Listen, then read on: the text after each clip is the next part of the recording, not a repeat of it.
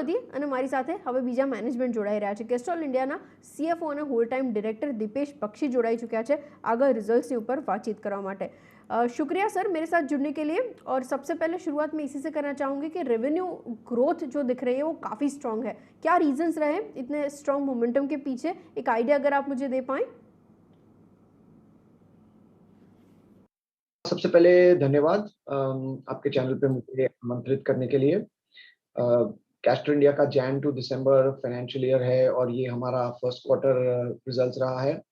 और जैसे कि आपने बताया एक स्ट्रॉन्ग फाइनेंशियल परफॉर्मेंस रहा है, एक अच्छी बिजनेस ग्रोथ रही है और एक मोमेंटम बनती हुई दिख रही है हमें.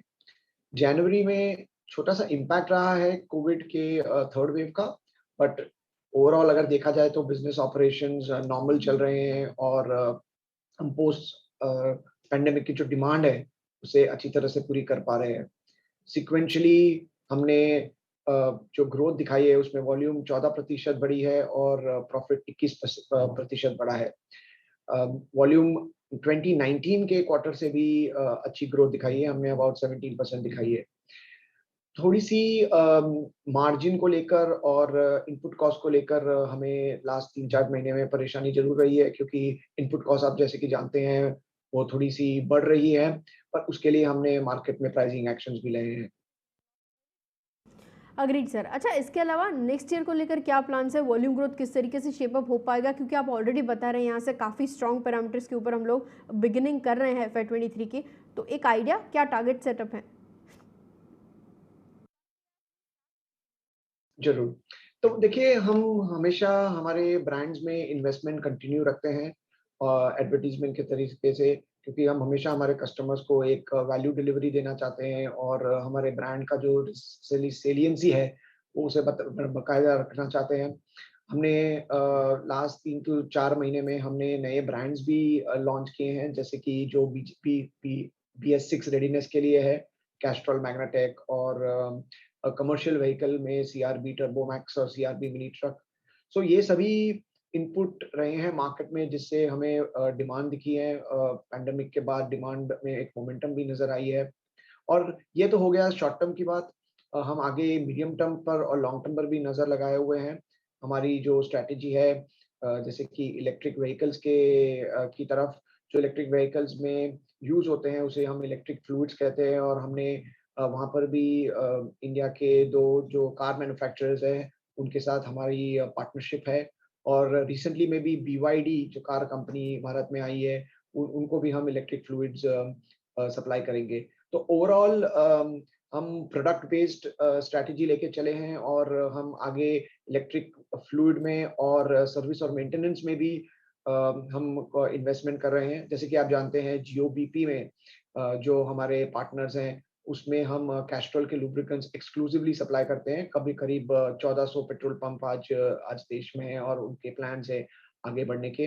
हमने कैस्ट्रॉल के जो ऑटो सर्विस सेंटर्स होते हैं, मल्टी ब्रांड वर्कशॉप्स, उसमें भी हम कैस्ट्रॉल के लुब्रिकेंट सप्लाई करते हैं. और हमने एक नया कॉन्सेप्ट भी रिसेंटली चालू किया है जिसे हम कैस्ट्रॉल एक्सप्रेस ऑयल चेंज कहते हैं. ये ऑलमोस्ट 40 साइट्स हैं जो हमने GOBP के पेट्रोल पंप पे लगाई है. तो ओवरऑल मैं ये बताना चाहूंगा कि एक बहुत ही फोकस्ड अप्रोच रहा है मार्केट में. हालांकि जैसे कि मैंने बताया इन्फ्लेशन की चैलेंजेस रही हैं, बट प्रोडक्ट और सर्विस और मेंटेनेंस की स्ट्रैटेजी को ध्यान में रखते हुए हम आगे बढ़ रहे हैं और आगे हमें आशा है कि ये मोमेंटम बनी रहेगी. Agreed sir. और सप्लाई साइड कंस्ट्रेंट किस तरीके से वर्कआउट हो रहा है, क्या वहाँ से कुछ नॉर्मलाइजेशन आता हुआ दिख रहा है आपको, इन्फ्लेशनरी प्रेशर की वजह से भी कुछ दिक्कतें हुई थी, वो सिचुएशन किस तरीके से शेप अप हो रही है. जरूर. देखिए जो रशिया की सिचुएशन है उसमें मैं ये बताना चाहूंगा कि डायरेक्टली हम रशिया से ऑयल या कुछ खरीदते नहीं है और नहीं हम रशिया को एक्सपोर्ट करते हैं. So from that point of view हमें direct impact Castrol India limited को रशिया के रिलेशनशिप में नहीं है. हालांकि ये जरूर कहूंगा कि जो रशिया में जो कुछ हो रहा है उससे हमें बहुत ही दुख है और हम आशा करते हैं कि ये जो सिचुएशन है जल्दी नॉर्मल हो जाए. रशिया के सिचुएशन से डेफिनेटली सप्लाई में ओवरऑल कंस्ट्रेंट रही है, बट हमारे जो सप्लायर्स हैं इंडिया में और बाहर जहाँ से हम इंपोर्ट्स करते हैं दूसरे देशों से, हमारे लॉन्ग टर्म कॉन्ट्रैक्ट्स हैं उनके साथ, तो उसके ध्यान में रखते हुए हमें सप्लाई शॉर्टेजेस की इतनी प्रॉब्लम नहीं आई है।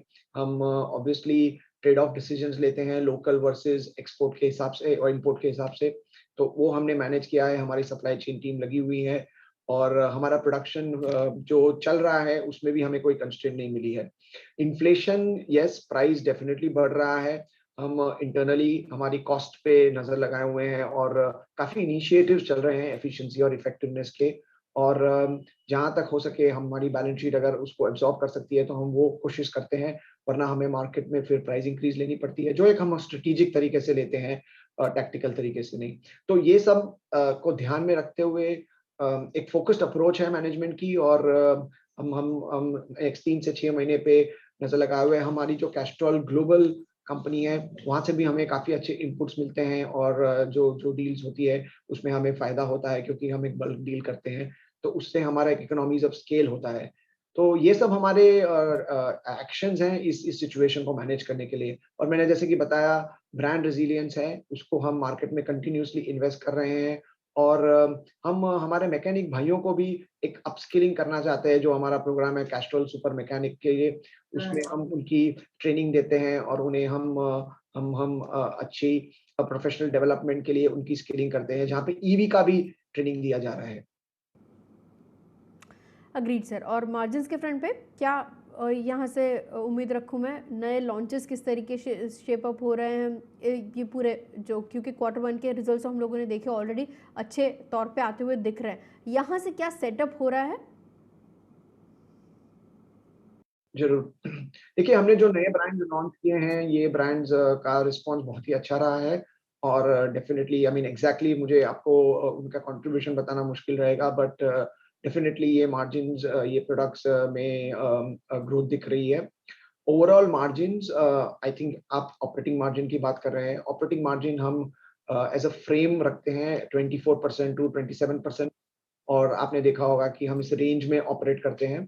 तो ये रेंज में हमें आगे कॉन्फिडेंस है कि हम ये रेंज को बनाए रखेंगे और 24 टू 27% एक बहुत ही अच्छा मार्जिन रेंज है अगर आप किसी भी दूसरी कंपनी से भी अगर कंपेयर करें तो।